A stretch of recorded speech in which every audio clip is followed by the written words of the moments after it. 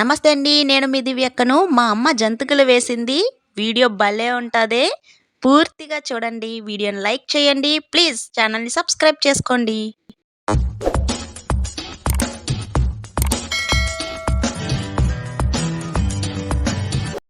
మిట్ట మధ్యాహ్నం డాబా పైకి ఎక్కేసింది ఏంటి, ఇంకా కిందకి రావట్లేదేంటా అని పైకి ఎక్కానండి నేను.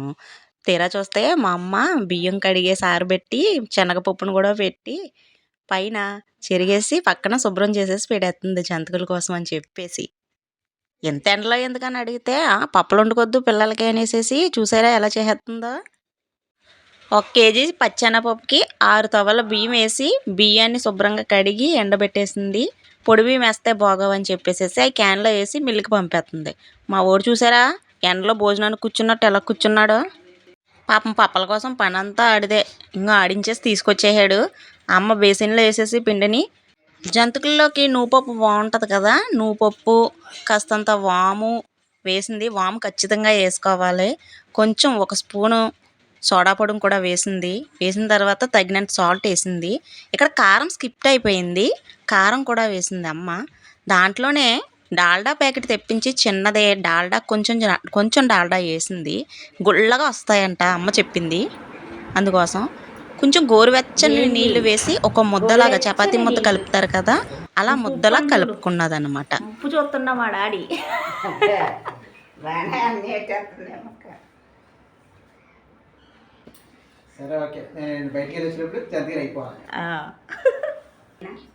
మా అమ్మ పావు గంట అయింది, పావు గంట నుంచి కలుపుతూనే ఉన్నారు.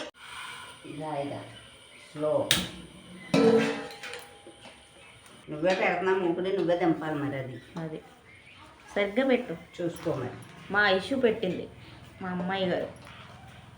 ఉండు మూగుడు కాలాలి కదా, అప్పుడు వేయాలి ఆయిల్. అమ్మమ్మతో నీ జంతుకులేడో నేర్చుకుంటున్నావా? ఓం నమ శివాయ, హర హర మహాదేవ, శంభో శంకర. జంతుకులన్నీ అందంగా వచ్చేలా చూడుస్తాను. అది మా అత్తమ్మ చేతితోనే వేసింది. నూనె కూడా సరిపోద్దంటావమ్మా, ఇంకొకటి వేసామంటావా ప్యాకెట్? చూసుకోవచ్చు, వేసుకోవచ్చు. ఒకసారి 2 ప్యాకెట్లు వేసుకున్నా మళ్ళీ వేస్తాను కదా. దిష్టి తీసింది మా అమ్మ. దిష్టి తీసి చిన్న మొత్తం పక్కన పెడుతుంది. నమ శివాయ, శివాయ నమ. అబ్బో కదా అది కావాల్సింది మెయిన్. మా అమ్మ వినాలే కానీ ఎన్ని కొవ్వులు చెప్తుందో తెలుసా. ఒకసారి కాకినాడలో వేసాను, అయితే నిండగా వేసేసాను నూనె, పొంగిపోయింది జంతికి వేయగానే అని చెప్పేసి పక్క నవ్వుకుంటా చెప్పేస్తుంది.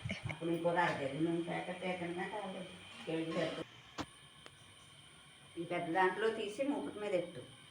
ఇలా నూనె అంతా ఇలా బుడగలు రాకుండా ఉండేలా చూసి అప్పుడు జంతుకు కాలినట్ట. కాలిపోయిందా కాలేదా? ఫస్ట్ జంతుకు చూసారా ఎలా వచ్చిందో, మా అమ్మగారు వేసిన జంతుకి. వచ్చింది తీసండి, మళ్ళీ వాడిపోద్ది. చూద్దాం. అమ్మమ్మ చేతి జంతికలు. జంతికల పుడక ఎలా ఉందో చూసారా, భలే ఉంటుంది. స్టీల్ జంతికల పుడక భలే వస్తున్నాయి కూడా జంతికలు కూడా. అమ్మేసింది కదా, మనం కూడా ఒక ట్రై చేద్దామని చెప్పేసి జంతికి వేసాను. అమ్మకన్నా నేనే బాగా వేసానంట. ఓ మా డాడీ తెగ చెప్పేశారు. అబ్బా భలే రౌండ్గా వచ్చింది. ఇదిగో చూసారా ఎంత అందంగా వచ్చిందో నేను వేసిన జంతిక. టేస్ట్ కూడా భలే ఉంది, వెంటనే తినేసాం.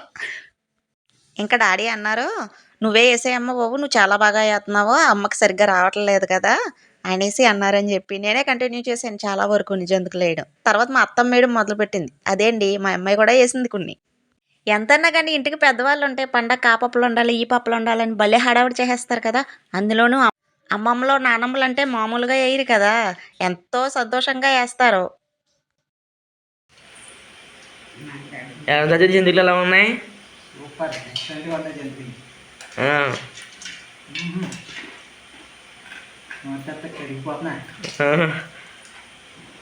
తాత మనవడు ఇద్దరు నాకు అని పోటీల మీద బేసిన్ పట్టుకుని లాగేసుకుంటున్నారు, చూస్తున్నారు కదా.